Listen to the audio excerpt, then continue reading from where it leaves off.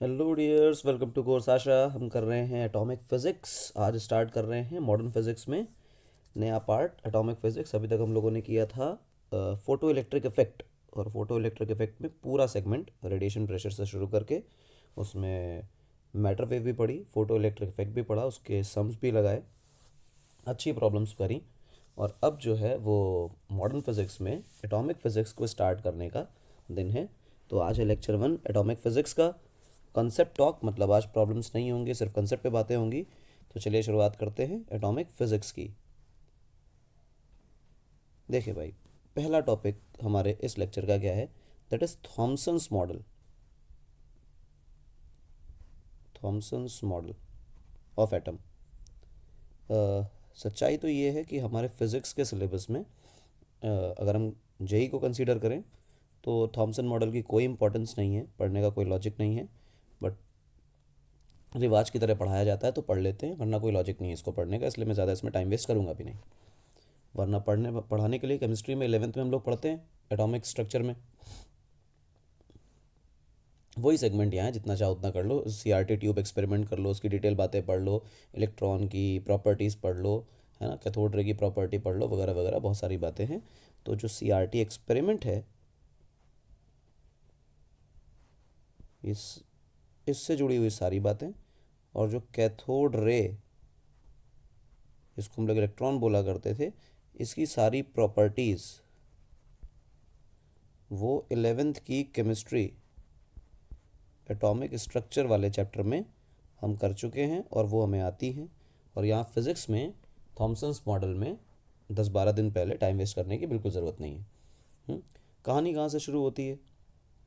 Thompson साहब ने अपने कैथोड रे एक्सपेरिमेंट किया और उसमें से कैथोड रे निकली। कैथोड रे को कैथोड नाम दिया गया, कैथोड रे नाम दिया गया, बाद में उसकी कुछ प्रॉपर्टीज़ इस्टेब्लिश की गई।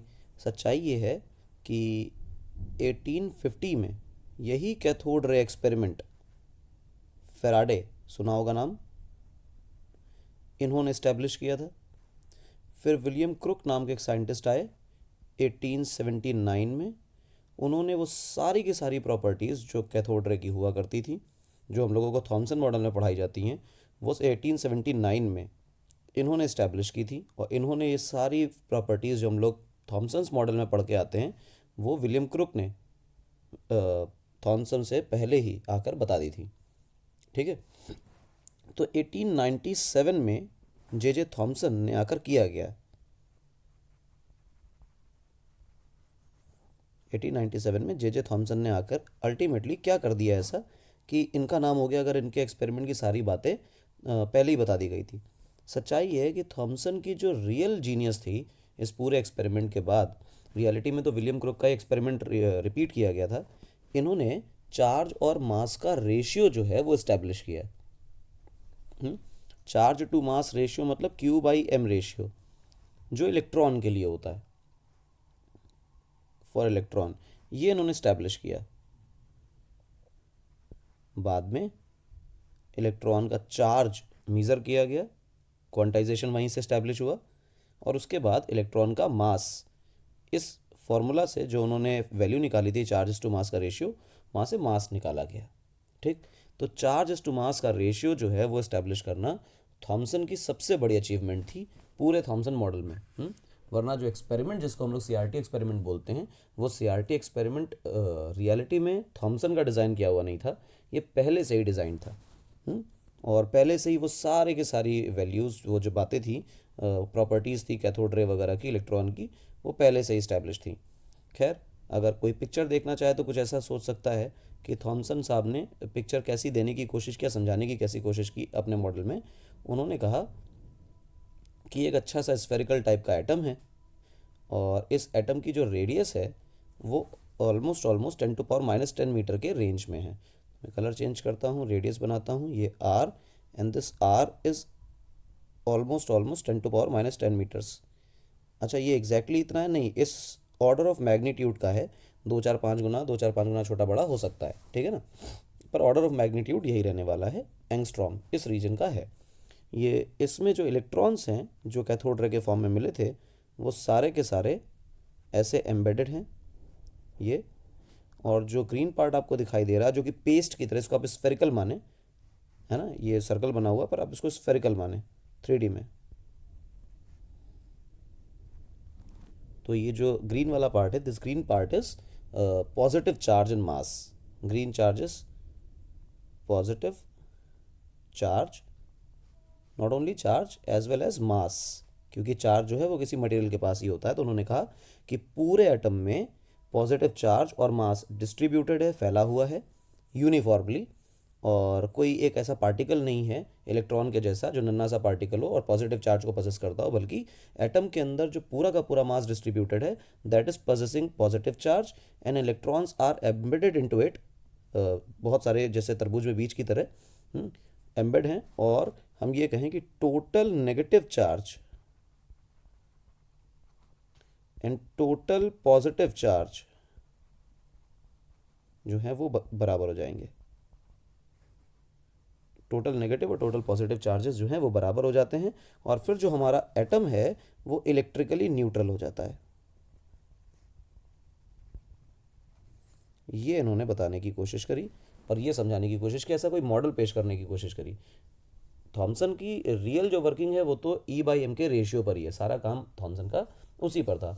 और थॉमसन ने उसके बाद उसी साल ये एक आइडिया दिया कि शायद एटम ऐसा होगा कि स्फेरिकल सा एटम है और पॉजिटिव चार्ज और मास यूनिफॉर्मली डिस्ट्रीब्यूटेड है, जैसे प्लम पुडिंग के अंदर जो पुडिंग है वो पेस्ट की तरह है, ऐसा समझो।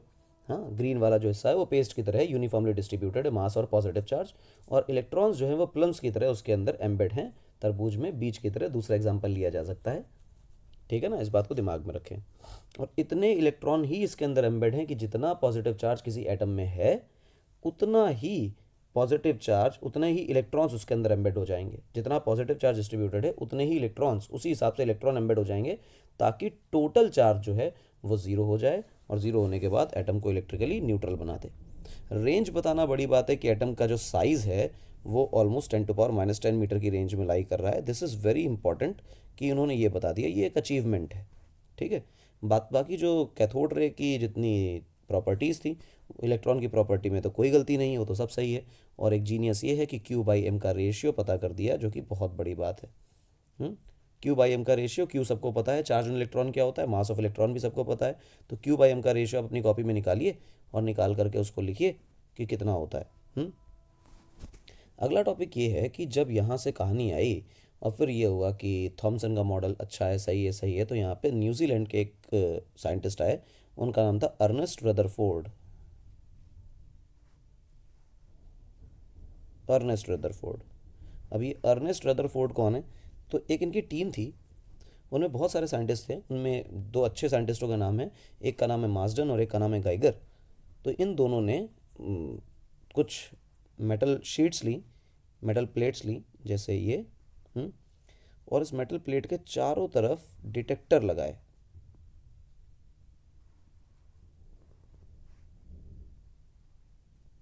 ठीक, ये मेटल का डिटेक्टर हो गया, ऐसा समझ लो, ये मेटल डिटेक्टर हो गया। डिटेक्टर लगाए, अब डिटेक्टर में कौन होगा? जिंक सल्फाइड की पॉलिश की हुई बढ़िया सी एक स्क्रीन। अच्छा, उससे क्या मिलेगा समझाते हैं। ये कौन है? ये गोल्ड का मेटल है, मेटल की शीट है। ठीक, gold metal sheet, AU sheet. और सामने क्या कर रखा है? एक पतली सी स्लिट से, देखो पतली सी स्लिट ये अलाउ कर रखी है, यहाँ से किसी रेडियो एक्टिव सैंपल से, ये रेडियो एक्टिव क्या है? रेडियो एक्टिव तो जानते हो ना, रेडियो एक्टिविटी क्या होती है। ऐसे ही किसी सैंपल से, रेडियो एक्टिव सैंपल से अल्फ़ा पार्टिकल बम्बार्ड कराए, और अल्फ़ा पार्टिकल बम्बार्ड करा के इस प्लेट के ऊपर बम्बार्ड करा के चेक करने की कोशिश करी कि कितने अल्फ़ा पार्टिकल इसको क्रॉस करके बाहर जाते हैं और कितने अल्फ़ा पार्टिकल कितने एंगल से डेविएट होते हैं। ठीक है, तो मार्सडन और गाइगर और रदरफोर्ड का जो थॉट था वो कुछ इस तरह का था कि अगर सब कुछ सही है जो थॉमसन ने बताया, यानी कि जो प्लम पुडिंग मॉडल है वो सही है, पॉजिटिव चार्ज पूरे में फैला हुआ है, अगर ये सही है तो इसका मतलब ये है कि आप ऊपर देखो यहाँ पे प्लम पुडिंग मॉडल में यहाँ पर जो पॉजिटिव चार्ज है that is distributed all over in the area of the volume of the atom, और ये चार्ज डिस्ट्रीब्यूट हो गया है। और चार्ज के बारे में काफ़ी सारी जानकारी उस वक्त मौजूद थी, हालांकि इलेक्ट्रॉन प्रोटॉन न्यूट्रॉन के बारे में कुछ खास जानकारी नहीं थी, पर इलेक्ट्रिक फील्ड को साइंटिस्ट अच्छी तरह समझते थे और ये समझते थे कि कभी भी जो डिस्ट्रीब्यूटेड चार्ज होता है, डिस्ट्रीब्यूटेड चार्ज, उसकी इलेक्ट्रिक फील्ड इतनी बड़ी नहीं होती कि वो एक हैवी पार्टिकल को बहुत ज़्यादा डिफ्लेक्ट करा दे, बहुत ज़्यादा फोर्स लगा पाए एक हैवी पार्टिकल को। अच्छा, रेडियो एक्टिव पार्टिकल जो हम लोगों ने रेडियो एक्टिव सैंपल लिया, इससे कौन सा पार्टिकल एमिट हो रहा है, तो वो अल्फ़ा पार्टिकल एमिट हो रहा है। अल्फ़ा पार्टिकल सबको पता है, 2 प्रोटॉन 2 न्यूट्रॉन, यानी कि हीलियम का न्यूक्लियस। हालांकि उस वक्त जिस वक्त ये बम्बार्डिंग का एक्सपेरिमेंट कराया गया उस वक्त हीलियम न्यूक्लियस होता है ऐसा कुछ जानकारी नहीं थी, क्योंकि इलेक्ट्रॉन प्रोटॉन न्यूट्रॉन जैसा कुछ प्रोटॉन न्यूट्रॉन की तो परिकल्पना ही नहीं थी उस वक्त, तो इसीलिए इनका नाम अल्फ़ा पार्टिकल शुरुआत में रखा गया, वरना शायद हीलियम न्यूक्लियस ही रखा जाता। खैर, अल्फ़ा पार्टिकल हैवी पार्टिकल होते हैं। उन हैवी पार्टिकल को ऐसे एटम की जो ये परिकल्पना है थॉमसन साहब की, डिस्ट्रीब्यूटेड पॉजिटिव चार्ज वाली, ऐसा डिस्ट्रीब्यूटेड पॉजिटिव चार्ज से अगर मैं अल्फ़ा पार्टिकल को गुजारूं एटम्स के बीच में से, तो एटम के बीच में से ऑलमोस्ट ऑलमोस्ट सारे के सारे अल्फ़ा पार्टिकल्स को अनडेविएटेड या फिर बहुत स्लाइटली डेविएटेड, जिसकी कोई वैल्यू खास ना हो एंगल्स की, ऐसे छोटी छोटी वैल्यूज़ पर या बिल्कुल अनडेविएटेड निकल जाना चाहिए। और बड़े एंगल्स पर, जैसा कि मैंने पीछे की तरफ दिखाया हुआ है कि बैकवर्ड डेविएट हो गए, ऐसा कोई बैकवर्ड डेविएशन होना ही नहीं चाहिए, क्योंकि इतनी स्ट्रॉन्ग इलेक्ट्रिक फील्ड कभी भी कोई डिस्ट्रीब्यूटेड चार्ज नहीं लगाता है। अच्छा, ये पता कैसे चलेगा कि कोई क्रॉस कर रहे हैं या नहीं कर रहे हैं, तो क्रॉस कर रहे हैं या नहीं कर रहे हैं इस तरह से पता चलता है कि हमारे पास सामने जो जिंक सल्फाइड की पॉलिश की हुई स्क्रीन लगी हुई है, इस पर जब चार्ज पार्टिकल टकराता है तो फ्लोरेसेंस क्रिएट करता है।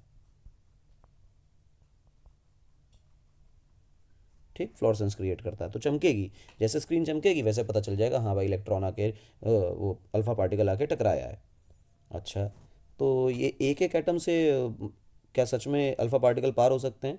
तो थॉट ये नहीं था कि एक एक एटम से पार हो सकते हैं, थॉट ये था कि ये स्फीयर्स हैं।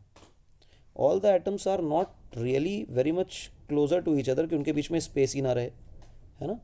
हमेशा ऐसे होते हैं एटम्स, दूर दूर दूर दूर, तो सबके बीच में, सबके मन में आइडिया था कि ऐसा ही होता होगा, और एटम्स के बीच में जो गैप है इसमें से अल्फ़ा पार्टिकल को गुजारा जा सकता है, इसमें से अल्फ़ा पार्टिकल को गुजारा जा सकता है। और अगर अल्फ़ा पार्टिकल थॉमसन मॉडल के हिसाब से एटम्स थॉमसन मॉडल के हिसाब से ही उनका स्ट्रक्चर होता है, तो इसका मतलब ये है कि all the positive charge are very much distributed, तो उनकी कोई इलेक्ट्रिक फील्ड स्ट्रांग नहीं होगी।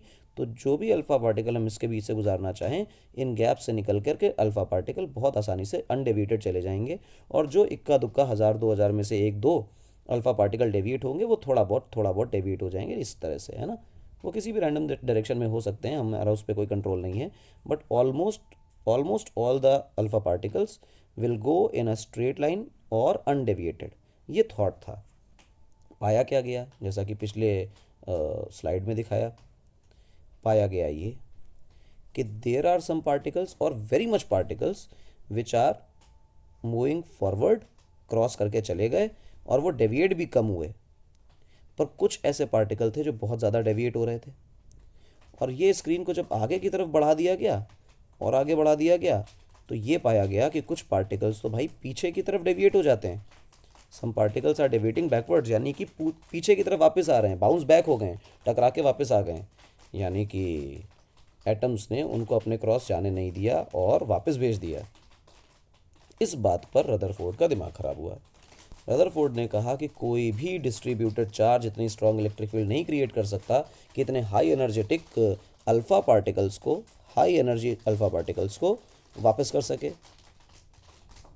और अगर हाई एनर्जी अल्फ़ा पार्टिकल को वापस करने की electric field distributed charge system नहीं रख सकता, और एक्सपेरिमेंट ये कह रहे हैं कि इस गोल्ड फॉयल एक्सपेरिमेंट में जो अल्फ़ा पार्टिकल हैं वो टकरा के अपनी फॉयल से टकरा के वापस आ गए, अपनी ही दिशा में लौट आए, और ऑलमोस्ट 180 डिग्री का, मैं 180 डिग्री शब्द इस्तेमाल नहीं करना चाहता हूँ क्योंकि सच में 180 डिग्री पे आए थे नहीं आए थे मैंने ऐसा अभी तक नहीं पढ़ा है कहीं, पर ऑलमोस्ट 180 का मतलब है कि अपनी डायरेक्शन में वापस आ जाना, ठीक है ना, अपनी तरफ आ जाना, वापस क्रॉस ना करना, प्लेट को क्रॉस करके नहीं गए, गोल्ड फॉइल को क्रॉस करके नहीं गए। तो सारे के सारे जो अल्फ़ा पार्टिकल्स हैं वो सारे के वापस नहीं आए, पर उनमें से कुछ वापस आए। कितने आए? जब 8000 अल्फ़ा पार्टिकल फेंके गए तो इनमें से 2-3 पार्टिकल्स वापस आ गए। ये बहुत छोटा फ्रैक्शन है, इतना छोटा फ्रैक्शन है जिसकी कोई लिमिट नहीं, लेकिन 2-3 पार्टिकल एग्जिस्ट कर रहे हैं जो वापस आ रहे हैं। और ये कोई क्लासिकल कोलिजन नहीं है जो हम लोग मैक्रोस्कोपिक लेवल पे न्यूटोनियन फिजिक्स के अंदर कोलिजन पढ़ते हैं, वैसा कोई कोलिजन नहीं है कि टकरा के बॉल बॉल से टकरा के वापस आ गई।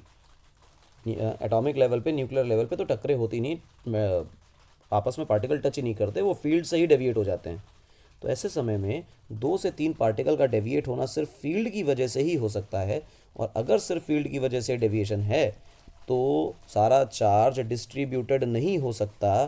तो उन्होंने कहा जो पॉजिटिव चार्ज है, स्पेशली मैं पॉजिटिव की चर्चा कर रहा हूँ, जो पॉजिटिव चार्ज है that must be concentrated.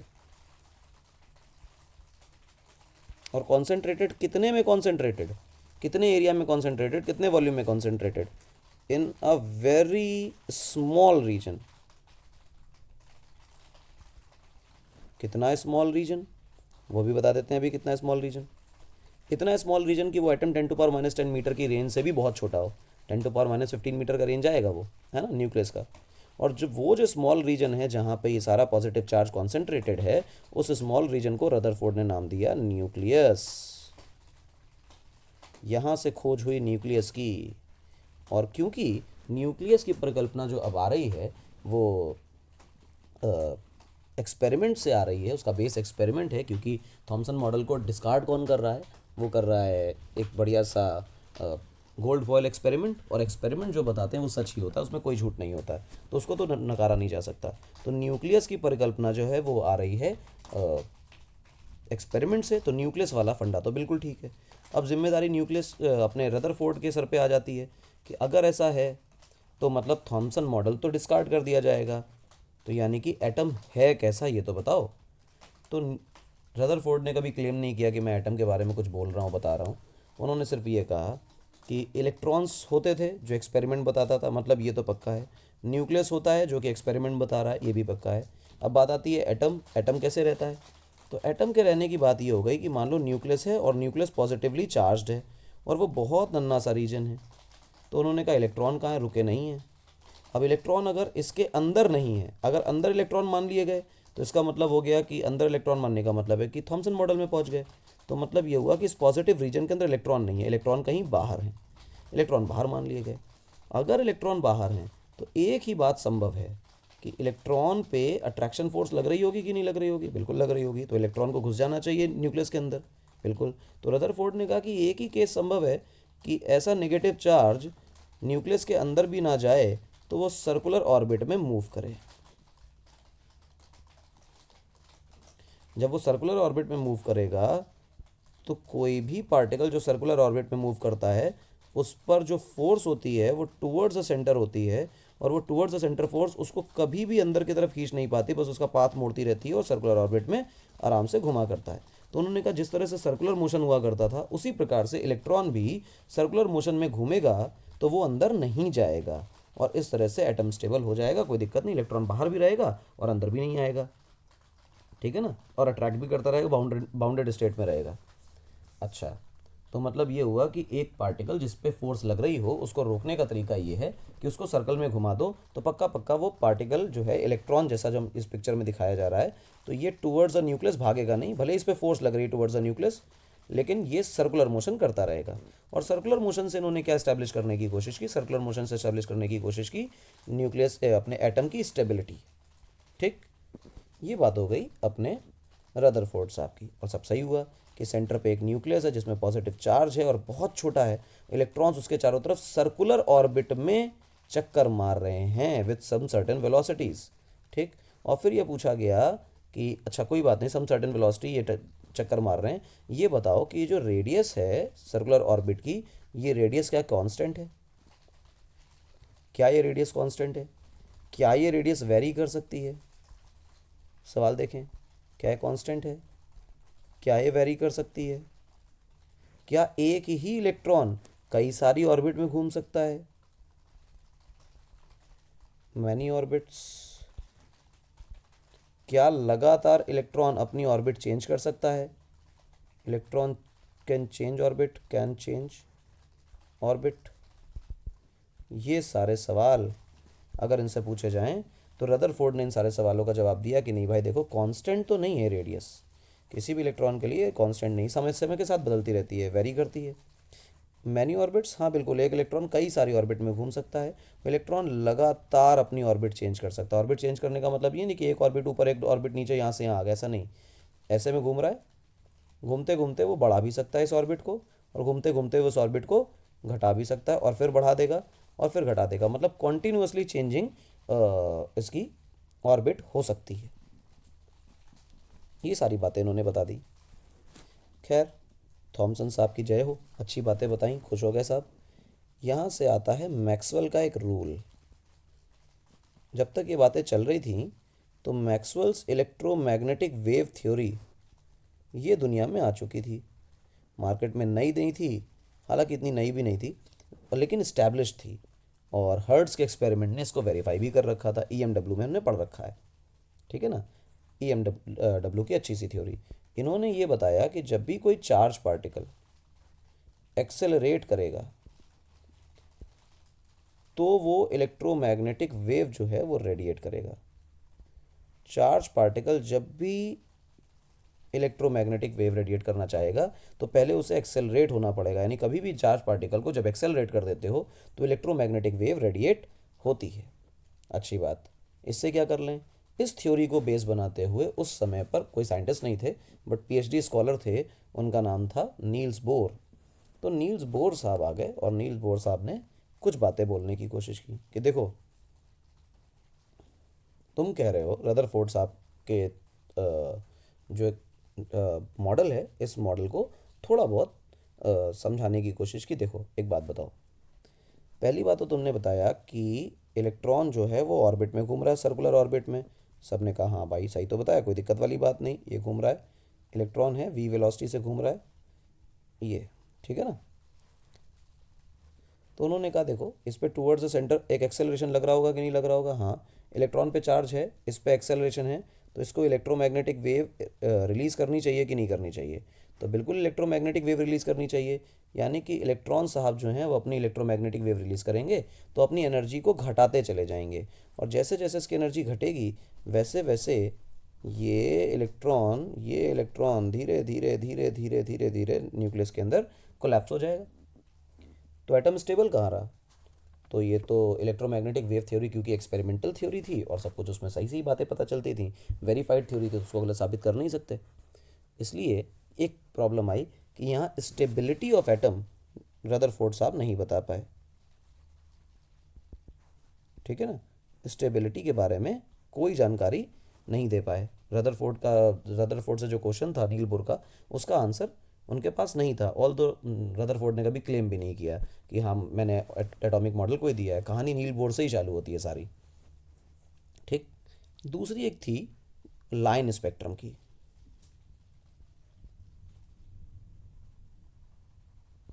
Line spectrum की, अब लाइन स्पेक्ट्रम क्या है वो समझो। रदरफोर्ड मॉडल के अकॉर्डिंग, अब आप इसको इलेक्ट्रोमैग्नेटिक वेव थ्योरी को थोड़ा सा साइड में रखना, रदरफोर्ड को देखना। रदरफोर्ड ने कहा कि जो ऑर्बिट्स हैं वो छोटी बड़ी छोटी बड़ी छोटी बड़ी हो सकती हैं, ठीक। These can very, these can very, लगातार बदल सकती हैं। अब समझो इस बात को, अगर ये ऑर्बिट लगातार बदल रही हैं तो एक्सेलरेशन तो लग ही रहा है, हाँ। तो फ्रीक्वेंसी बदलेगी कि नहीं बदलेगी, फ्रीक्वेंसी चेंज हो जाएगी, क्योंकि जैसे ही ऑर्बिट बदलेगी, ऑर्बिट की रेडियस बदलेगी, R1 R2 बदलेगा, वैसे ही फ्रीक्वेंसी बदलेगी।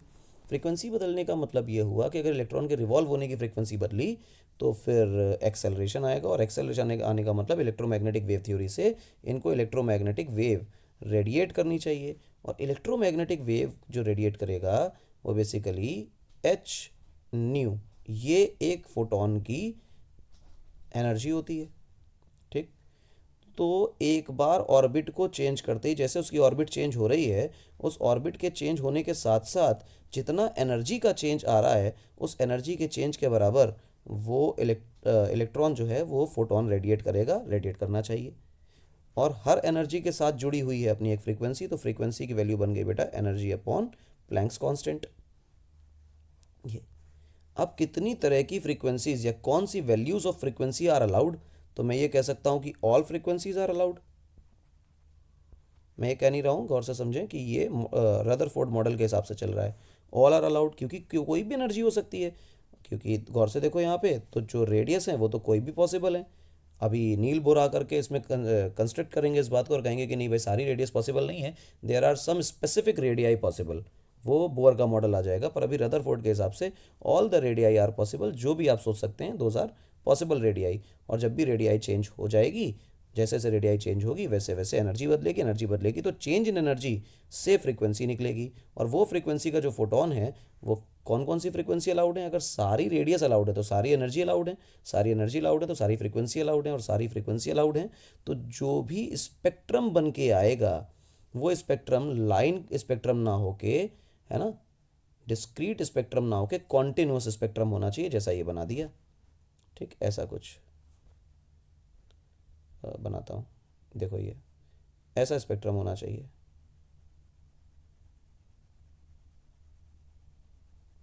ठीक, लाइन स्पेक्ट्रम नहीं, कॉन्टिन्यूस स्पेक्ट्रम। और मैं इसको बहुत देर तक घिसने वाला नहीं हूँ, बस ये समझ लेना कि कोई भी लाइन बची नहीं है। लेकिन एक्सपेरिमेंटली क्या पाया जाता है कि जो स्पेक्ट्रम होता है एटम का वो ऐसा कॉन्टिन्यूस स्पेक्ट्रम ना होके लाइन स्पेक्ट्रम होता है। ठीक, ये लाइन स्पेक्ट्रम में गौर से देखो, स्पेशली मैंने कुछ स्पेसेस छोड़े हैं जहाँ पर फ्रीक्वेंसी नहीं है, कोई लाइट नहीं है, उस फ्रीक्वेंसी की रेडिएशन है ही नहीं, और ये जो है ये कॉन्टिन्यूस है। तो रदरफोर्ड मॉडल के हिसाब से कॉन्टिन्यूस होना चाहिए, ये एक्सपेरिमेंटल है, ये रदरफोर्ड है। कौन सही होता है? हमेशा एक्सपेरिमेंट सही होता है, क्योंकि एक्सपेरिमेंट गलत नहीं बोलता। तो यहाँ पे चीज़ों को एक्सप्लेन करना मुश्किल हो गया रदरफोर्ड के लिए। तो रदरफोर्ड की कहानी न्यूक्लियस की तो बिल्कुल सही थी, उसको लोगों ने माना भी और वो आज तक भी सही है।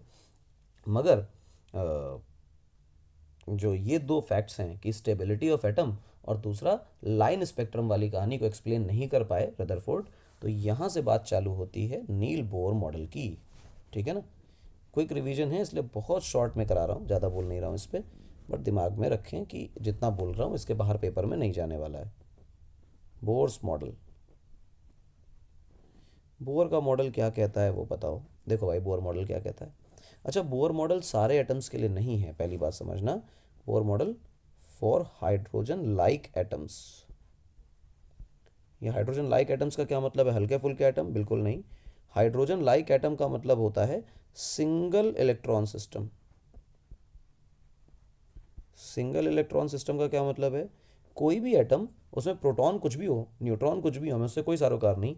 असली मतलब है कि इलेक्ट्रॉन कितने हैं, there must be one electron only, मतलब हाइड्रोजन हो जाए, अगर हीलियम है तो वो +1 हो जाए, लिथियम है तो +2 हो जाए। समझे इस बात को? कुछ इस प्रकार की चीज़ कि जैसे जैसे एटॉमिक नंबर बढ़ रहा है, जितने एक्स्ट्रा इलेक्ट्रॉन्स हैं उनको निकाल दीजिए, कैटायंस बनाते चले जाइए, और एक एक इलेक्ट्रॉन को छोड़ दीजिए। अगर एक इलेक्ट्रॉन, सिंगल इलेक्ट्रॉन बचा है तो उसके लिए बोर का मॉडल है, बाकी किसी के लिए नहीं है। तो बोर ने क्या स्पेसिफिकली एक ही एटम के लिए मॉडल दिया था कि उस सब एटम को कंसीडर नहीं कर रहे थे? ऐसा नहीं है। ज़माना उस समय जो था वो ब्लैक बॉडी रेडिएशन को पढ़ने का था, और ब्लैक बॉडी रेडिएशन में हाइड्रोजन का स्पेक्ट्रम उस वक्त बहुत ज़्यादा चर्चा में हुआ करता था। उसमें 4 प्रकार की वेवलेंथ निकलती थी, जो बामर साहब ने एक फार्मूला भी बना के दिया था। वो 4 प्रकार की वेवलेंथ को एक्सप्लेन करते हुए बोर ने सारी रचना रची है, जो बताई जाएगी अभी आपको 2 मिनट के बाद। इसलिए कहानी हाइड्रोजन एटम के लिए ही रची गई।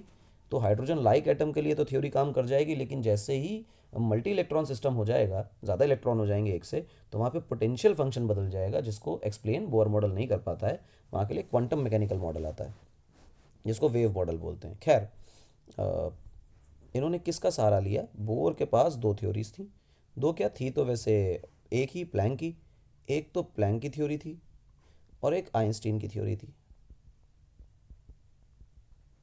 ठीक, मतलब आइंस्टीन थ्योरी और प्लैंक की थ्योरी थी, मतलब ये है कि कुछ जगहों पे प्लैंक थ्योरी को बहुत अच्छा इन्होंने बेस बनाया, और बेस बना के कुछ असम्पशंस लिए, और कुछ असम्पशंस इन्होंने आइंस्टीन के एक्सप्लेनेशंस को देखते हुए लिए, और इन 2-3 असम्पशन से इन्होंने अपना पूरा मॉडल क्रिएट कर दिया। पहली बात क्या है कि इन्होंने कहा, जैसे हमारे प्लैंक साहब ने कहा था कि एनर्जी जो फोटोन की है वो कॉन्टिन्यूस नहीं है, वो डिस्क्रीट है। वो पैकेट्स में है, क्वांटाइज्ड है। उसी प्रकार से इन्होंने भी बोला कि एनर्जी लेवल जो हैं, एनर्जी लेवल मतलब ऑर्बिट उनको बोल रहे हैं हम, ऑर्बिट्स को एनर्जी लेवल बोल रहे हैं। एनर्जी लेवल्स जो हैं वो क्वांटाइज्ड हैं। क्वांटाइज्ड का मतलब क्या है कि कुछ ही एनर्जी लेवल्स अलाउड हैं, only some specific energy levels orbits are allowed. सारी जगहों पर इलेक्ट्रॉन नहीं रह सकते। मतलब अगर ये एक न्यूक्लियस है तो इसके इस जगह पर अगर इलेक्ट्रॉन इज अलाउड तो बीच में कोई रीजन नहीं जहाँ अलाउड हो। अगर दूसरी कोई एक अलाउड रीजन ये मिलता है, एक अलाउड ऑर्बिट ये मिलती है, तो इसके बीच में और आगे पीछे कोई ऐसा रीजन नहीं है जहाँ पे इलेक्ट्रॉन रहना अलाउड हो इलेक्ट्रॉन के लिए। ठीक, there are only specific regions और energy levels allowed for the electron to reside और टू मूव। ठीक है ना। और ऐसा बोला, ये हाइपोथेसिस ही कह सकते हैं इसको, जो बाद में जाकर बहुत सही साबित होगी। ठीक, सर्टेन वैल्यूज ऑफ, अच्छा एक बात और कि इनको एनर्जी लेवल क्यों बोला जा रहा है, उसकी एक बात कि जो भी इलेक्ट्रॉन्स हैं वो जब किसी ऑर्बिट में होते हैं तो उनके पास दो तरह की एनर्जी होती है, एक पोटेंशियल और एक काइनेटिक। इससे मिलके बनती है बेटा आपकी टोटल एनर्जी। उन्होंने कहा किसी भी ऑर्बिट में ये जो टोटल एनर्जी है ये कांस्टेंट रहती है। मतलब अगर एक पहली ऑर्बिट में घूम रहे हैं तो कहीं भी घूमेंगे पहली ऑर्बिट में एनर्जी तो भाई साहब उतनी रहेगी। दूसरे में घूम रहे हैं, हाँ एनर्जी ज़्यादा हो जाएगी वो अलग बात है, पर जितनी है वो उतनी ही रहेगी। ठीक, सेकंड ऑर्बिट में फर्स्ट के कंपैरिजन में ज़्यादा है, पर सेकंड ऑर्बिट के अंदर बदल नहीं रही है। और कुछ ही ऐसी एनर्जी ऑर्बिट्स आर अलाउड, और कुछ ऑर्बिट अगर अलाउड हैं तो इसका मतलब है कि only some specific number of total energy is allowed. सिर्फ total value of total energy की कुछ ही सर्टेन क्वांटाइज्ड वैल्यूज़ हैं जो इलेक्ट्रॉन पजेस कर सकता है, सारी एनर्जीज़ को पजेस नहीं कर सकता। यानी कि इलेक्ट्रॉन अगर कुछ एक्स वैल्यू पजेस कर रहा है, 2x पजेस कर रहा है, 3x पजेस कर रहा है, तो इनके बीच में ऐसी कोई एनर्जी नहीं है जो इलेक्ट्रॉन पजेस कर पाए। ये मतलब है टोटल एनर्जी की कुछ स्पेसिफिक वैल्यूज़ इलेक्ट्रॉन रख सकता है, उसके अलावा कोई वैल्यू नहीं रख सकता। अच्छा, ये कौन सी ऑर्बिट्स हैं जहाँ पे ये हो सकता है? तो जहाँ पर इलेक्ट्रॉन इस प्रकार से रहता है उनको हम लोग नाम देते हैं बेटा स्टेशनरी ऑर्बिट्स। क्या नाम देते हैं? Stationary orbits. और ऐसा क्या है इस स्टेशनरी ऑर्बिट में? और अगर ये इलेक्ट्रॉन यहाँ पे अभी भी चक्कर मार रहे हैं तो वही बोर का भी जो अपना मॉडल था, बोर का भी जो अपना आर्ग्यूमेंट था और रदरफोर्ड मॉडल में उन्होंने कहा था कि इलेक्ट्रॉन अगर सर्कुलर ऑर्बिट में घूम रहे हैं तो वो एक्सेलरेटेड होने चाहिए। एक्सेलरेटेड होने का मतलब है कि इलेक्ट्रोमैग्नेटिक वेव रेडिएट करने चाहिए, और वो वेव रेडिएट करेंगे तो अंदर चले जाएंगे और न्यूक्लियस में कोलाइड कर जाएंगे, तो एटम तो कोलिज हो जाएगा, तो मतलब ही नहीं रहा उसका कोई। तो उन्होंने कहा कि जो स्टेशनरी ऑर्बिट है इसको स्टेशनरी इसीलिए बोला जा रहा है, only these orbits are allowed, क्योंकि यहाँ पे किसी प्रकार का कोई EMW रेडिएशन नहीं हो रहा है। ठीक, ये वो एनर्जी लेवल्स हैं जहाँ पे इलेक्ट्रॉन रहेगा, घूमेगा, नाचेगा, फिरेगा, कुछ भी करेगा, परंतु यहाँ पर किसी भी प्रकार का कोई भी रेडिएशन नहीं होने वाला है। इस बात को बहुत विशेष ध्यान दें, स्टेशनरी एनर्जी स्टेट्स बोला गया है इनको। यहाँ पे किसी प्रकार का EMW रेडिएशन नहीं होगा। चलो भाई अगला असम्पशन देखो इनका क्या है। अगला असम्पशन ये है कि एक न्यूक्लियस है, इसके आगे एक एनर्जी स्टेट है, इसके आगे एक और एनर्जी स्टेट है। एनर्जी स्टेट का मतलब ये नहीं कि दूसरा इलेक्ट्रॉन ले लें, हम इलेक्ट्रॉन एक ही लेके चल रहे हैं। बोर मॉडल जब भी पढ़ेंगे तो एक ही इलेक्ट्रॉन पकड़ के चलेंगे। ठीक, इन्होंने कहा कि मान लो कि सेकंड एनर्जी स्टेट में मेरे पास इलेक्ट्रॉन है। अब सेकंड एनर्जी स्टेट से इलेक्ट्रॉन जो है वो जंप मार के कहाँ आना चाहता है? फर्स्ट एनर्जी स्टेट में। वो जंप मार के आ गया। यहाँ की एनर्जी मान लो हम कहते हैं E1 और यहाँ की एनर्जी हम कहते हैं E2। और ध्यान रखना कि बोर ने ये भी बोला कि जितना ज़्यादा हम दूर चले जाएंगे न्यूक्लियस से उतना ज़्यादा एनर्जी बढ़ती चली जाएगी, यानी कि E2 is greater than E1। ठीक है, इस बात को ध्यान रखें, जितना ज़्यादा न्यूक्लियस से दूर जाएंगे एनर्जी उतनी बढ़ती चली जाएगी। बहुत बढ़िया। हमारा इलेक्ट्रॉन किसी एक एनर्जी स्टेट से लोअर एनर्जी स्टेट में जंप कर रहा है तो उसके एनर्जी में कुछ चेंज आएगा। तो जो इलेक्ट्रॉन की एनर्जी में चेंज आएगा वो आएगा E2 माइनस E1। अच्छा, ऐसा क्यों बोला जा रहा है कि E2 माइनस E1 चेंज आएगा? उसका कारण है कि अगर इलेक्ट्रॉन को इस एनर्जी स्टेट में, अंदर वाली एनर्जी स्टेट में रहना है तो उसे E1 एनर्जी के साथ ही रहना पड़ेगा, और अगर E2 एनर्जी स्टेट में रहना है सेकंड ऑर्बिट में जो मैं दिखा रहा हूँ, तो E2 एनर्जी ही पजेस करनी पड़ेगी। जो भी एक्स्ट्रा एनर्जी है उसको निकालना पड़ेगा, और अगर कम एनर्जी है तो एक्स्ट्रा लेके आएगा तभी E2 तक पहुँच पाएगा। तो ये वो एनर्जी है जो इलेक्ट्रॉन को निकालनी है, एमिट करनी है। एमिट किस फॉर्म में करेगा? फोटोन के फॉर्म में करेगा। और अगर ये फोटोन के फॉर्म में एनर्जी एमिट कर रहा है तो इसका मतलब है कि ये value H C by lambda के बराबर होनी चाहिए, क्योंकि H C by lambda is the energy of one photon. अब देखो गौर से, लेमडा की वैल्यू हो गई बेटा आपकी H C by delta E. समझ आया क्या किया? अब गौर से देखो, अगर मुझे एनर्जी स्टेट्स पता है कि कौन कौन से एनर्जी स्टेट्स पॉसिबल हैं, यानी E2 की वैल्यू पता है और E1 की वैल्यू पता है, तो मुझे डेल्टा ई पता है, और मुझे C और H दोनों पता हैं, तो क्या मैं लेमडा बता सकता हूँ? हाँ। अब दूसरी बात यह है कि only certain energy states are possible या आर अलाउड, ऐसे लिख लो कि इलेक्ट्रॉन और कहीं हो ही नहीं सकता, कुछ सर्टेन एनर्जी स्टेट्स में ही हो सकता है, उसके अलावा कहीं और रहेगा ही नहीं। नहीं रहेगा तो कुछ E2 माइनस E1, कुछ E3 माइनस E2, कुछ E3 माइनस E1, कुछ ही सर्टेन डिफरेंसेस वैल्यूज हमें मिलेंगी, डिफरेंस वैल्यूज हमें मिलेंगी। कुछ ही ऑर्बिट में तो एनर्जी के डिफरेंस मिलेंगे, तीसरी ऑर्बिट से पहली ऑर्बिट में, पहली ऑर्बिट दूसरी से पहली में, चौथी से तीसरी में, कुछ ही तो ट्रांजिशन पॉसिबल हैं। तो लेमडा की सारी वैल्यूज थोड़ी आएंगी, all values are not possible, only certain fixed values can be found, क्योंकि डेल्टा ई जो है वो E1 E2 E3 पे डिपेंड कर रहा है, और अगर E1 E2 E3 जो हैं वो फिक्स हैं तो फिर उनके बीच की कोई energy state is not possible, तो लेमडा की सारी वैल्यूज़ पॉसिबल नहीं है। तो वो जो लाइन स्पेक्ट्रम है वो इस स्टेटमेंट से जो अभी मैंने बोला यहाँ से दिख जाता है। दूसरी बात कि अब सवाल आता है पहले वाले असम्पशन पे, कि पहले वाले असम्पशन में बोला गया कि कुछ ही एनर्जी स्टेट्स हैं जो अलाउड हैं, सारे एनर्जी स्टेट में नहीं रह सकता इलेक्ट्रॉन, फलाना फलाना फलाना, कि कौन से एनर्जी स्टेट में रहेगा कौन से में नहीं रहेगा, इलेक्ट्रॉन पता करता है, इलेक्ट्रॉन बताता है इस एनर्जी स्टेट में रह सकते हैं। तो वो एनर्जी स्टेट हैं कौन सी? बीच के अगर कोई भी ऑर्बिट्स आर नॉट अलाउड, तो वो ऐसी क्या खास बात है कि वो सर्कुलर ऑर्बिट में घूम भी रहा है, हमारा इलेक्ट्रॉन जो है वो सर्कुलर ऑर्बिट में घूम भी रहा है और इलेक्ट्रोमैग्नेटिक वेव रेडिएट भी नहीं कर रहा, और एक और ऑर्बिट मिलेगी कहीं तो वहाँ भी घूम सकता है पर वो इलेक्ट्रोमैग्नेटिक वेव रेडिएट नहीं करेगा।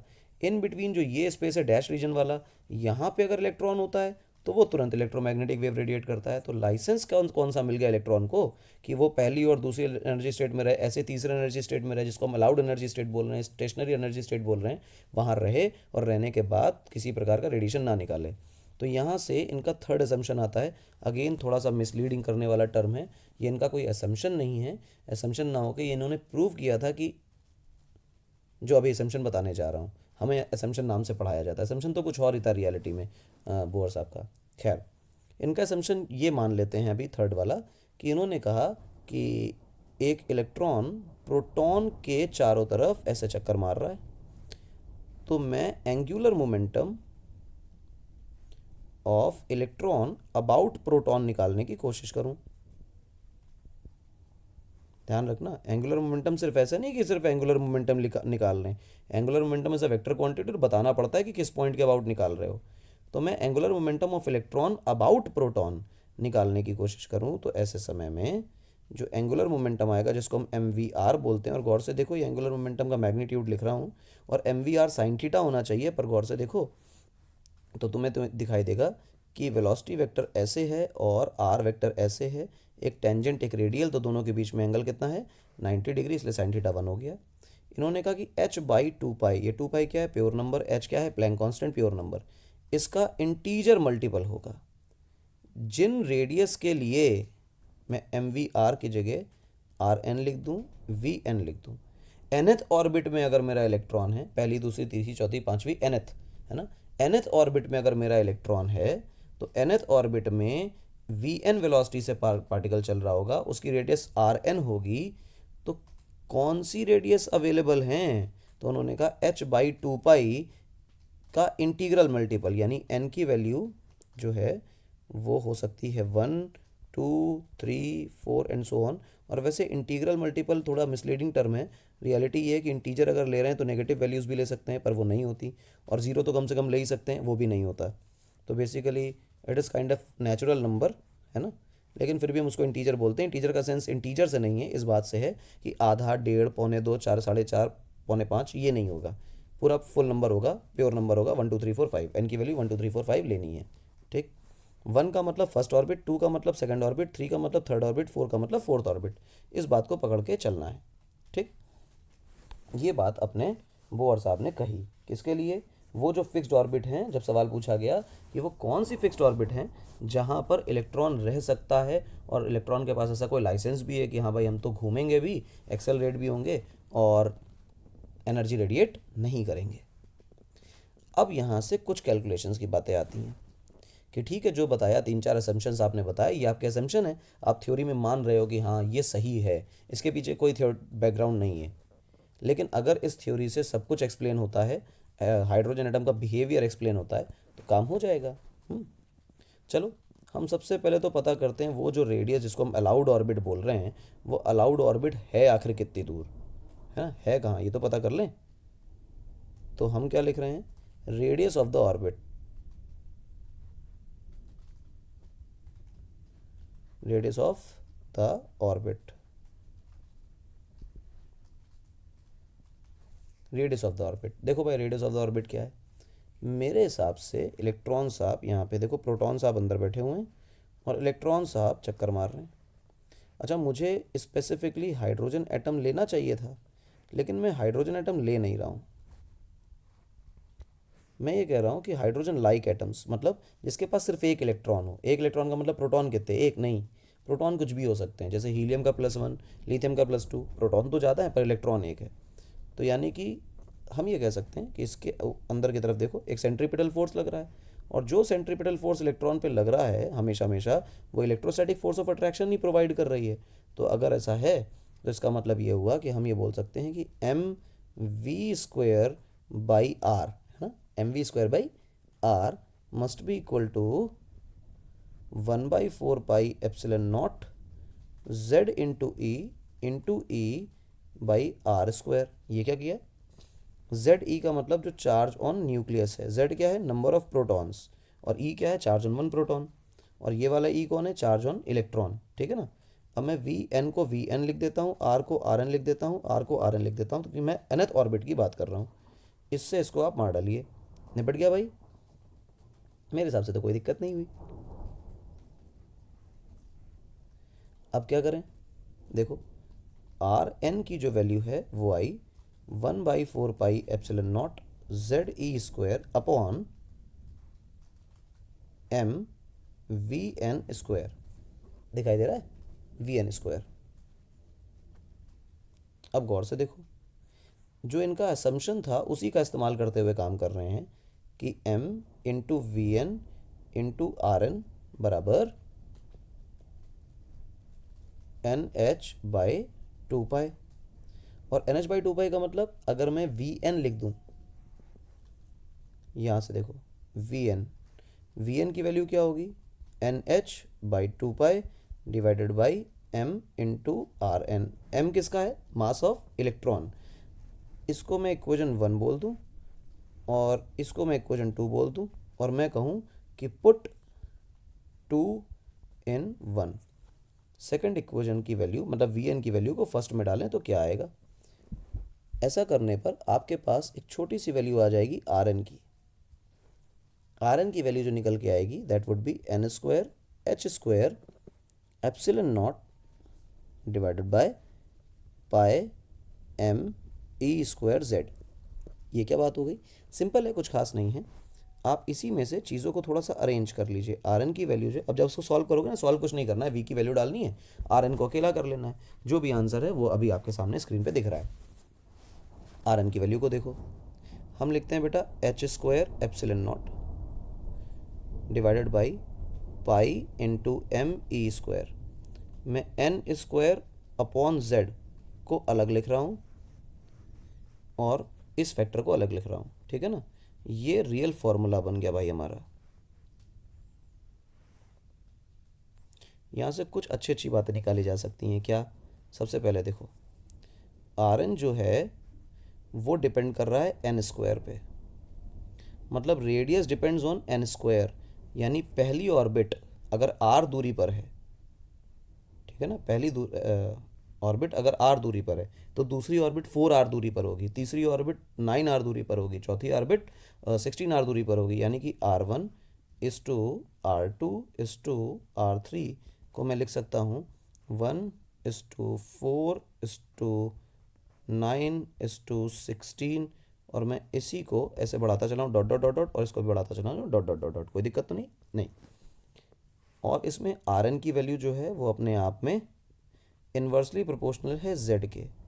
तो जेड के इन्वर्सली प्रोपोर्शनल होने का मतलब ये हुआ कि जितना ज़्यादा जेड उतनी छोटी रेडियस। हाँ, कॉमन सेंस है कि जेड बढ़ने का मतलब प्रोटॉन का नंबर बढ़ रहा है, इलेक्ट्रॉन तो एक ही है तो साइज़ तो छोटा हो जाना चाहिए, है ना?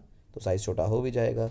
यानी कि अगर मैं हीलियम प्लस आयन की बात करूँ तो उसकी पहली ऑर्बिट जो है वो हाइड्रोजन की पहली ऑर्बिट से छोटी होगी। ठीक है, अच्छा, अच्छी बात। सवाल को देखो तो यहाँ पे मैं दिखाता हूँ इसको, ये देखो, ये अब इसमें कुछ ऐसा है खास कि इतनी बड़ी बड़ी वैल्यूज़ हैं, आप इसको सॉल्व करोगे तो थक ही जाओगे। थकना नहीं है अपने को, इसलिए मैं इसे शॉर्ट ट्रिक बताता हूँ कि ये n वेरिएबल है, मुझे अलग अलग ऑर्बिट के लिए काम करना पड़ेगा, z वेरिएबल है, अलग अलग एटम्स के लिए काम करना पड़ेगा। इसलिए ये जो वैल्यू इस डब्बे के अंदर जो लिखा हुआ है, mass of electron constant, charge on electron constant, pi constant, epsilon not constant, H square constant, कोई भी सवाल लोगे ये जो टर्म है इसकी वैल्यू हमेशा हमेशा कैसी रहने वाली है? फिक्स, ये कभी नहीं बदलेगी। और n और z ये दोनों अपने आप में प्योर नंबर्स हैं, इनको वैल्यू कोई भी डालो, यूनिट में कोई फ़र्क नहीं पड़ना, यूनिट तो सिर्फ इस डब्बे की है जो मैंने यहाँ पे ब्रैकेट में लिखा हुआ है। और ये सारा कांस्टेंट है। जब आप इसको सॉल्व करोगे तो 0.53 एंगस्ट्रॉम ये वैल्यू आती है। और ध्यान रखना मैं मीटर में नहीं लिखा है, एंगस्ट्रॉम में लिखा है। ठीक, ओ सॉरी, मैंने इरेज कर दिया इसको, मैं इसको कलर करना था। इसकी वैल्यू आती है 0.53 एंगस्ट्रॉम। रट के रखना है, वेरी मच इम्पॉर्टेंट। ठीक, ये रटना है, रटना। अब देखो भाई, आओ, अब मैं आपके लिए इसी फॉर्मूले को इज्जत के साथ लिख देता हूँ। क्या? आर एन की वैल्यू हो गई 0.53 into N square by Z, और वैल्यू किस में आ गई? एंगस्ट्रॉम में। आपके लिए एक अच्छा सा फॉर्मूला बन के तैयार हो गया। किसके लिए? किसी nth ऑर्बिट में कितनी दूरी है सेंटर से यानी न्यूक्लियस से, वो बताने के लिए एक अच्छा फार्मूला बन गया। अब इसी फार्मूले को आप हीलियम के लिए इस्तेमाल कर सकते हो, हाइड्रोजन के लिए इस्तेमाल कर सकते हो, लिथियम के लिए इस्तेमाल कर सकते हो। कंसीडर ये करना है कि हीलियम लिथियम का जब केस आएगा तो उसमें कई इलेक्ट्रॉन नहीं लेने, उसमें सिर्फ एक इलेक्ट्रॉन लेना है। ठीक है, इसमें अगर मैं कहूँ कि z बराबर 1 ले लो और n बराबर 1 ले लो। z बराबर 1 लेने का मतलब है कि मैं h एटम की बात करने लगा हूँ, n बराबर 1 करने का मतलब है कि मैं फर्स्ट ऑर्बिट की बात कर रहा हूँ। और जैसे मैं फर्स्ट ऑर्बिट और हाइड्रोजन एटम की बात करने लगता हूँ तो Rn की वैल्यू जो है वो 0.53 एंगस्ट्रॉम आ जाती है। और Rn ना लिख के मुझे अब लिखना चाहिए R1। मैं इसको इरेज करता हूँ और R1 लिख देता हूँ। मतलब क्या पता चला कि हाइड्रोजन एटम जो सबसे छोटा एटम है उसके जो फर्स्ट ऑर्बिट है उसकी रेडियस 0.53 एंगस्ट्रॉम है, और इसको हम बोलते हैं बेटा बोर्स रेडियस। बोर्स रेडियस, ठीक भैया। बोर रेडियस क्या है? ये बोर रेडियस कहलाती है, ध्यान रखें।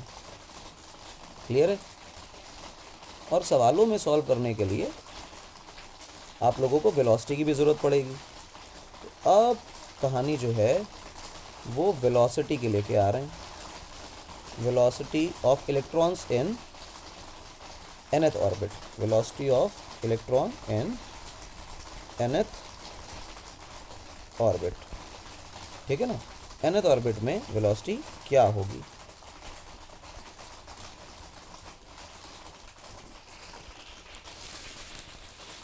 चलो भाई देखो, वेलोसिटी क्या होगी बताता हूँ। बड़ा आसान है, सिंपल है, करते चलते हैं। देखो वेलोसिटी का अभी जो फॉर्मूला हम लोगों ने लिखा था उसको बेटा देखो आप, v बराबर लास्ट टर्म पे लिखा था हम लोगों ने, लास्ट पेज पे, NH/2 into m into are. ये कैसे लिखा? चलो करके ही बता देता हूँ कैसे लिखा, बताता हूँ। देखो mvr बराबर NH/2। ये क्या चीज़ है? ये एंगुलर मोमेंटम है, वही लास्ट वाला जो असम्पशन है। इसमें से जो v की वैल्यू है वो क्या आएगी बेटा? NH/2 into m into R. और r की वैल्यू तो अभी हमने निकाली, ऊपर ऊपर लिखी थी। मैं इधर लिख देता हूँ साइड में, आर की वैल्यू हम लोगों ने लिखी है बेटा H square epsilon naught divided by pi M E square into N square by Z. अब मैं आर की वैल्यू यहाँ पुट कर दूँ तो वी आर से इंडिपेंडेंट आ जाएगा, तो पुट कर दीजिए। पुट करते ही आपके पास आएगा N H by two pi into M, और आर की वैल्यू क्या हुई बेटा एच स्क्वायर एप्सिलॉन नॉट, ठीक, divided by pi M E square, और कहानी ये है कि z ऊपर चला जाएगा, एन स्क्वायर नीचे आ जाएगा। ठीक है, अब आप काटना पीटना शुरू कर दीजिए। एन स्क्वायर से एन स्क्वायर कटा, पाई से पाई कटा, एम से एम कटा, एच से एच कटा, तो मेरे पास आंसर क्या बचा? मेरे पास बेटा आंसर बचा Z E square divided by 2 into H into epsilon naught into N. तो ये एक छोटी सी बात हो गई। आओ देखो इसको कैसे लिख सकते हैं। इसको हम लिखते हैं e square by 2 epsilon nought h, और इधर मैं लिखता हूँ बेटा आपके सामने z बाई एन। कहानी वही है कि मैं ये सारे नंबर्स को देख रहा हूँ, जो ये लेफ़्ट वाला ये कॉर्नर है, ये सारा का सारा कांस्टेंट है, इसलिए मैं इसको अलग कर लेता हूँ।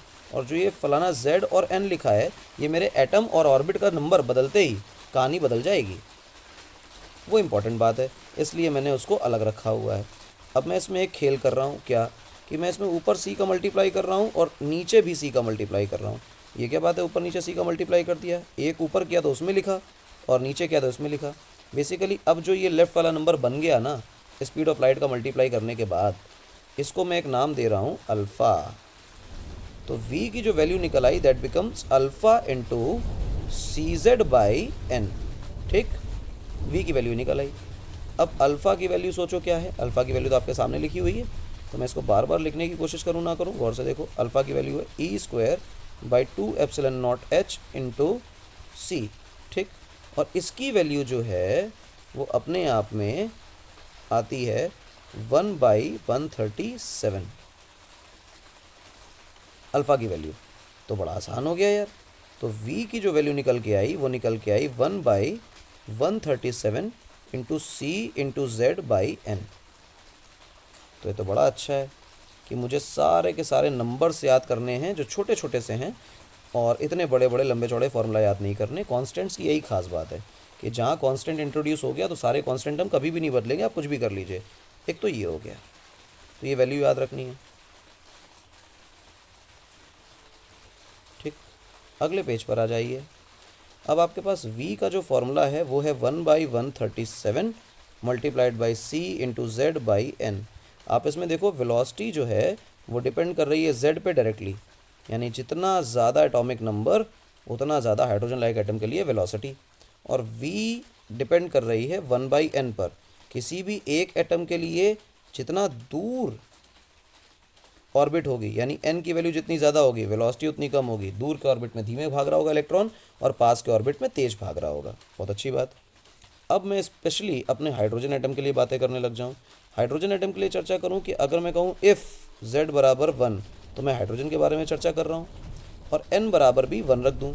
तो n बराबर 1 रखने पे v की वैल्यू क्या आएगी, गौर से देखो, c/137, यानी कि हाइड्रोजन एटम के पहली ऑर्बिट में इलेक्ट्रॉन जो दौड़ता है उसकी speed of light in vacuum से 1/137 होती है। z की वैल्यू मैं 1 रखता हूँ, n की वैल्यू 2 रख दूँ, तो v की वैल्यू जो निकल के आएगी वो z by 2 into 137 that is 274 ये आएगी। स्पीड ऑफ लाइट से 1/274 टाइम्स होती है। ठीक, और इसी प्रकार से आप नंबर ऑफ शेल्स को 1 2 3 4 5 6 डालते जाइए, अलग अलग ऑर्बिट्स में उनकी जो वेलोसिटीज़ हैं वो निकालते जाइए। यही आप हीलियम के लिए कर सकते हैं, लिथियम के लिए कर सकते हैं। You can do it for your self. ठीक, अगली बात ऑर्बिटल फ्रीक्वेंसी की। ऑर्बिटल फ्रीक्वेंसी की, किसकी ऑर्बिटल फ्रीक्वेंसी? इलेक्ट्रॉन की। मतलब क्या हुआ कि एक सेकंड में कितने चक्कर मारता है। तो भाई देखो, इधर देखो, टी टाइम में 2πr दूरी चलता है, ऐसा मान लो ये ऑर्बिट है, ये r रेडियस है, तो टोटल दूरी कितनी है 2πr। कितने समय में चल रहा है टी टाइम में, तो एक सेकंड में कितने दूरी चलेगा, तो हम लिखेंगे 2πr/t। इसी को हम लोग क्या बोलते हैं बेटा, v। क्लियर है।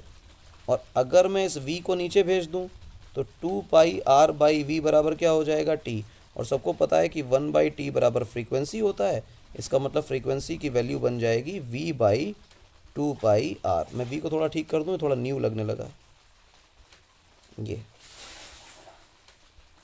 ये फ्रीक्वेंसी की वैल्यू बन गई v/2πr। अच्छा लगा। अब v की भी कुछ वैल्यू है और e की भी r की भी कुछ वैल्यू है। तो हम v की कुछ वैल्यू जानते थे। v की वैल्यू हमारे पास कुछ हुआ करती थी ZE²/2ε0 × h × 1/n। ठीक।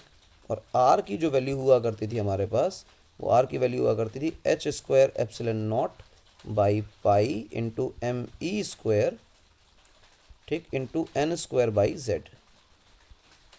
ये वैल्यू हुआ करती है r की। अब हमारे फ्रीक्वेंसी के अंदर v भी आ रहा है और r भी आ रहा है। पुट कर दीजिए फ्रीक्वेंसी के अंदर ये दोनों ही वैल्यूज़। तो चलो भाई पुट करते हैं, आओ। तो मेरी फ्रीक्वेंसी की वैल्यू क्या बन जाएगी, गौर से देखो। मेरी फ्रीक्वेंसी की वैल्यू बनेगी m × z²e⁴ divided by 4 × ε0² n³ ये फ्रीक्वेंसी का फॉर्मूला बन गया।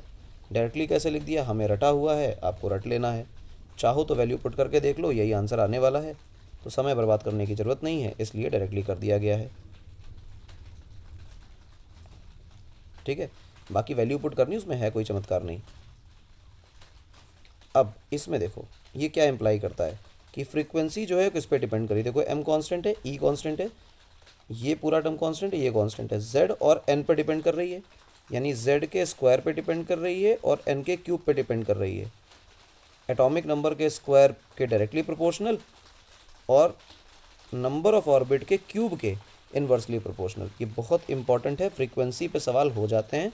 और बच्चे फ्रीक्वेंसी का जो ट्रेंडिंग है नंबर ऑफ ऑर्बिट और एटॉमिक नंबर के साथ, वो भूल जाया करते हैं कि कैसे निकलेगी, वो भी नहीं याद रहता। और ये जो रिलेशन है ये तो पूरी तरह नहीं याद होता। काम ख़त्म। तो यहाँ हम लोगों ने कर लिया ऑर्बिटल फ्रीक्वेंसी ऑफ इलेक्ट्रॉन। कोई चमत्कार नहीं है, आसानी से हो गया है। अगले लेक्चर के अंदर इसी को हम आगे बढ़ा सकते हैं। एक बार आप चाहो तो दोबारा इस पेज को देख सकते हो। वेलोसिटी का फॉर्मूला, ठीक, ऑर्बिटल फ्रीक्वेंसी कैसे निकली, डिपेंड किस पे कर रही है, z² और n³ पर डायरेक्टली और इन्वर्सली, है ना। इस लेक्चर के बाद एक काम करेंगे कि आपको एक बढ़िया सी PDF बना करके प्रोवाइड कर देंगे, जिसमें सारे फार्मूलास बेसिक सारे फार्मूलास होंगे एक ही पेज पर। लेकिन फ़िलहाल के लिए इस लेक्चर को यहाँ रोकते हैं। अगले लेक्चर में कुछ प्रॉब्लम करेंगे, प्रॉब्लम के बाद एनर्जी पे डिस्कशन करेंगे कि टोटल एनर्जी एक इलेक्ट्रॉन की कितनी होती है nth ऑर्बिट में। और उसके बाद फिर वहाँ पे प्रॉब्लम करना वहाँ से शुरू करेंगे। और जो स्पेक्ट्रम हमें दिखाई देता है हाइड्रोजन एटम का, वो कैसा दिखाई देता है, वो भी करना शुरू करेंगे। तो इस लेक्चर को यहाँ रोकते हैं। तब तक के लिए धन्यवाद।